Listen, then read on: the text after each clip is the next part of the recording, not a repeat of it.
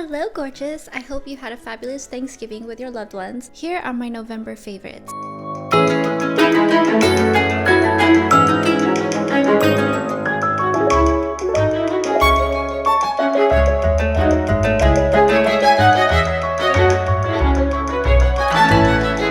First, Tort heels. This has been a trend I've been absolutely loving and something that I've been looking forward to. Sorry, showing you the bottoms. Something I've absolutely been looking forward to because there are so many things about Tort accessories that feel like a neutral, feels like a new neutral that goes with absolutely everything. I found some pumps, specifically Tort pumps, because I wanted something that covers my toes when I wear tights in a mini skirt in this awful weather. I found some Tortoiseshell style ones, but I thought they look too evening, so I want something that goes from day to night that have the pointed silhouette, especially because it makes you look sharp literally in the winter and the colder months. You can wear all the autumn winter colors with this. It's super comfortable because it's Sam Edelman, and I also have other ones linked below. There were Stuart Weitzman ones that weren't of the height that I wanted. Otherwise, I definitely love Stuart Weitzman. I love the quality, I love the make. There were Tony Bianco. Every time I find shoes or Google keyword shoes that I like, Tony Bianco keeps popping up, and I found he has a website. I'll also have those linked below with the Tortoiseshell style. He also has the court pumps, but these were half the price. These are Sam Edelman and they were sold out, but I found a place that also has them in a few more sizes still available. I'll have it linked below. If you want to dress elegantly and if you want to dress like you're having fun high street, I think this goes with everything. If you want to dress for the office, if you want to go out to dinner, it's the ultimate heel, and your feet aren't dying from the cold and they're protected from the elements because they are a pointed court shoe that covers your toes. That's the only thing I'm worried about when it comes to walking in the city. Inscrivez-vous à la newsletter gratuite de Gia pour des idées de tenue hebdomadaires chez giadixon.com/inspo. Suivez-la sur Instagram pour plus d'inspiration quotidienne à G Dixon. Merci. This one, it's a draft. What do you think? It's cool?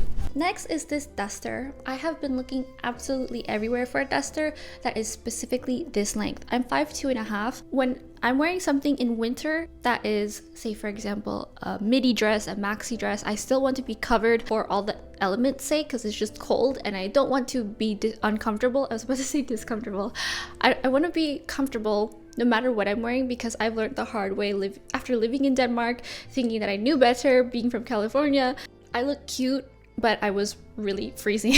I got a duster and I don't really need a thick coat here in Los Angeles because you'll automatically start sweating. I wear my pilot's jacket here. I start sweating at night even if I'm out in a windy area, and then you go into a place that has not necessarily heating but just room temperature place, you're absolutely dying here in Los Angeles. This duster is ideal for me if you are in London, if you are in the East Coast in New York. It's gonna be freezing. This is only meant for indoors, or if you're going out for a quick little errand and you need to throw something on. Highly recommend this if you live somewhere like Miami and it's just a little bit cold, uncomfortable. And I also took out the shoulder pads because I have really broad shoulders. People don't think I do because I know how to dress for my frame and I know how to make it look like the illusion of having proportionate shoulders, but trust me, I have Michael Phelps swimmer shoulders. I like to take out any shoulder pads, but these are still structured in the sense that it looks like they are, but it's definitely much more relaxed when it comes to creating such a dramatic look. And I love this because the length, it almost sweeps the floor, and even when I wear heels, it's still maxi looking. It doesn't look like it was intentionally cut in a weird way. This I got from Boohoo because I Google keyword searched everywhere and everything for the silhouette that I wanted, for the color, for the style. I know it looks very corporate core. Naturally go for more tailored looks. I do have a duster that is more relaxed and with a drapey fit. I got this BB Dakota one secondhand. The reason being, I originally had this a few years ago. If you've been following me, I got this from BB Dakota, which was owned by Steve Madden. Now they have a clothing company properly named Steve Madden, but I got this from Nordstrom on my birthday. I got this for $10 on, I think, Poshmark, but other people are still selling it for $50 to $100. I believe it was about $100 when I got it.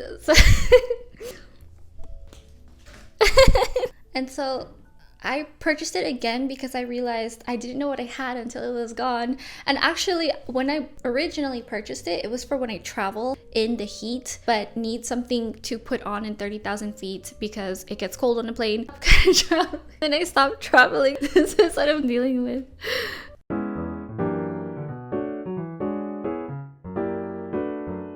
this coat, this trench coat, is classic cut, but the problems here is you can see it goes on the widest part of my body and it just doesn't flatter me. I'm Kibbe body type at Kitchener Essence, theatrical romantic, so that means curvy short girls like me look better in fitted things essentially. So if we have a lot of fabric, it's gonna drown us, it's gonna look like we are carrying a lot of weight where we aren't necessarily, and it's just not flattering. So this is being returned. I thought this was gonna work because I was looking for the most classic cut trench coat, where a lot of the times when I look for a trench coat online, it's usually a spun fashion trend edition of it as opposed to the classic style. So when I do find a classic style, it's either really boring or in the wrong color. So this is a little bit of a cooler tone, or all the other ones that are cut a little bit nicer are too yellow for me and make me look like I look sick. I also found trench coats that are really beautiful, but then they're $5,000. You can also see that it's not as flattering for me here at the epaulets because I have very broad shoulders and I have an hourglass shape, but the top is very, very wide. I like to wear things that stay away from that, so that's why I like a wider lapel, halter top to kind of cut up the division of my shoulders here. There's not a lot of fabric here, but when it's covered up, especially in something structured, it accentuates my shoulders essentially. So wherever you put a lot of fabric, that's what it emphasizes. Otherwise, I will know, I only found two little notches, two little problems on the stitching of this. You can hardly see it. You have to really dig to see it. It's this little notch. The stitching, otherwise the quality of it, this is ALLSAINTS, I got it from Revolve, is immaculate. We are paying $556. If you're a taller person, if this fits your body type,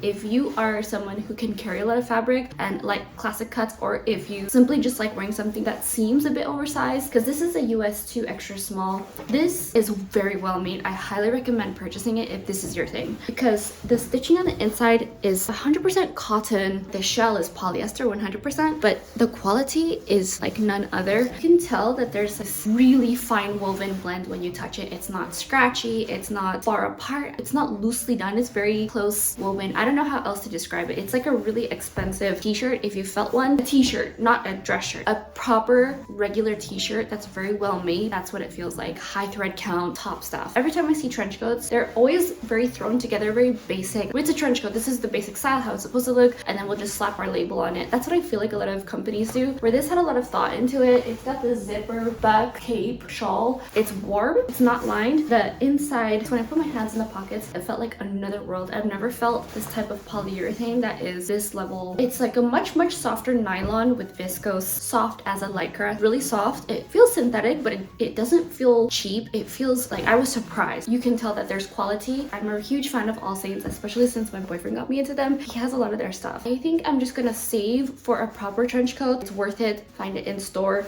Next are these Schutz. So I got these boots. I needed knee highs and I needed something leather to protect from the elements once again. I really wanted something with a stiletto. For those of you who do not know, I had to leave a lot of things in Kentucky, including my Mark Fisher boots that were a chunky heel. The problem was those chunky heeled boots, you think a chunky heel is gonna save you from a lot of pain from walking around for a long time. No, those were like wearing proper stiletto heels on a night out on the town with the girls. It was so high, I felt like I was just wearing heels all over again that happened to be long and warm. They were fitted, which I liked, as fitted as leather chunky boots can be. I'm looking for something a bit slimmer too, because this is with it open, this is with it zipped. It's not a wide cap, it's a regular. It has this dart in the leather. I look closely at the stitching and it's really poorly done. What I can say about these boots is it reminds me of Steve Madden quality. You're paying $328 or so. I'll have everything linked below. Leather is really nice. It's always a good sign. For me, it's a good quality to have leather, because leather makes me feel like it's gonna last longer. It's gonna age better. It's gonna look better when you style it, when you wear it. The texture goes with a lot of things naturally that people wear. It's a neutral color that I love in the winter to stand out with when it's gray, but the only thing is the fit is not my favorite. I like something a bit more fitted at the calves. Heel height doesn't bother me. I believe it's about 3 inches. I would like 3.5. 3.5 is ideal. 4 is too high, especially if you're gonna walk around for a long time. 3.5 or 3.75 make you look a bit more polished, like you're trying to dress up without trying to dress up. And the higher the heel for me, as long as it's flattering, because sometimes if I wear, for example, a platform stiletto heel that's 4 inches, I can't walk and I don't look look polished. I just look like I'm struggling. It's easy to walk in. The only thing is I don't like the quality of the stitching, and you can see at the top the pieces of glue. You can see the stitches coming out. I like things just to be well made. That doesn't hurt.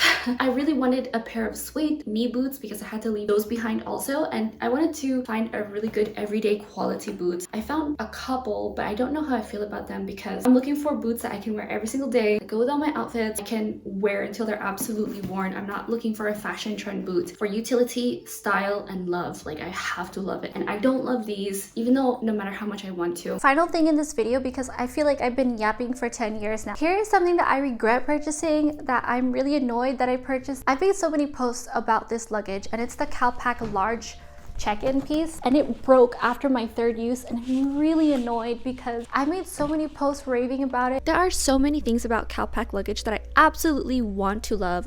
On paper, they have so many good ideas: a hat box, a vanity, a tech stack, mini carry-ons that are lightweight, but the problem is they are not poorly put together, but poor quality, because when you are giving up its weight, so its ability to withstand things and be stronger, its durability, you're compromising on the structure's strength to be able to hold things. If this was an alloy piece of luggage, it probably would still dent and scratch, but nowhere near as easily. And I would actually appreciate the character of something that's metal and dented because it looks cool. So what I have actually been using is this CALPAK mini carry-on, the silver edition. They finally came out with the silver. They went through rose gold, and then now finally silver. This is also still very easy to scratch.